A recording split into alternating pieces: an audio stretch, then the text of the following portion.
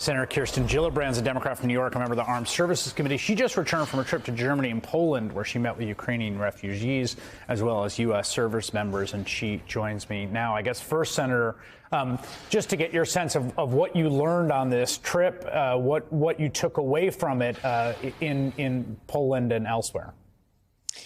I can tell you that the Ukrainian people are suffering deeply, but they are determined, and they are determined to win this fight.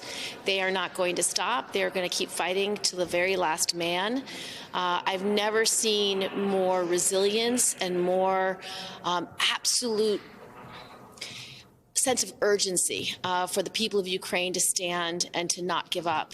They were very direct. We met with 4 women who were from NGOs and local government, and they were very specific in what they wanted for the Ukrainian people.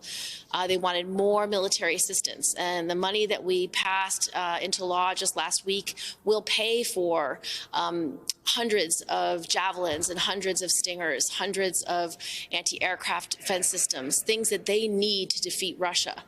They want more sanctions. They want to just create a vice around Putin's inner circle, and to make sure that they feel the full weight of international sanctions in every regard, to deny them entirely from the financial system, and to begin to take their yachts, take their homes, take their resources.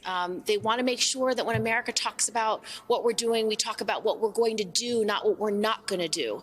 And I think that was a real statement of, we want to know that you are in this fight with us, standing shoulder to shoulder.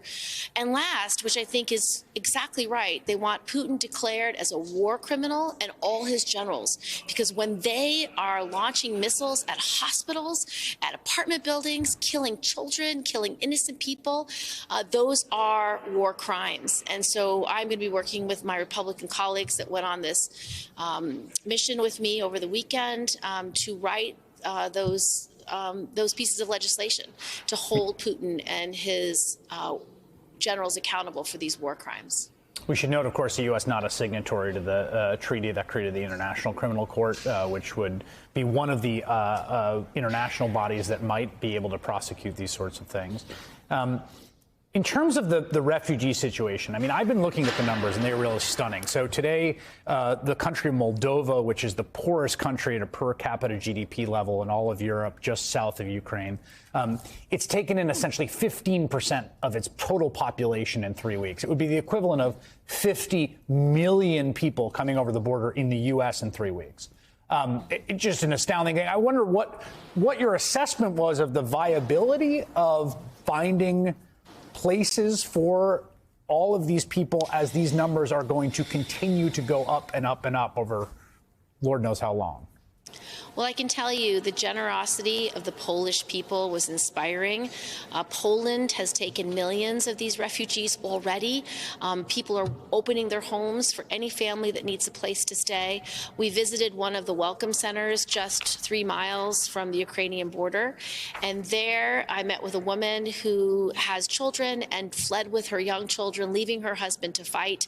And she said she's frightened and she doesn't know what she's going to do, but she knows she wants to go back to Ukraine. She wants to fight and make sure that we stand by the Ukrainian people, and she wants to return. And so these are people who are fleeing with as many things as they can carry on their backs, some people with very little, just to get to safety.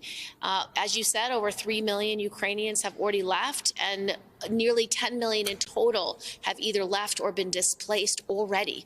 And so this is a country that needs our help, and we should stand shoulder to shoulder with the Ukrainian people. The good news is, Chris, that Europe has not only woken up, our NATO allies are ready to stand tall and to stand to defend any other NATO ally. And we have seen countries like Germany really step up to discontinue the Nord Stream pipeline, to increase their investments in military spending and security spending. And there is a galvanized effort across Europe to stand with the Ukrainians. They are literally blocking a Russian investment, blocking Russian trade, making sure that no one does business with Russian entities. And the world community stands against Putin today.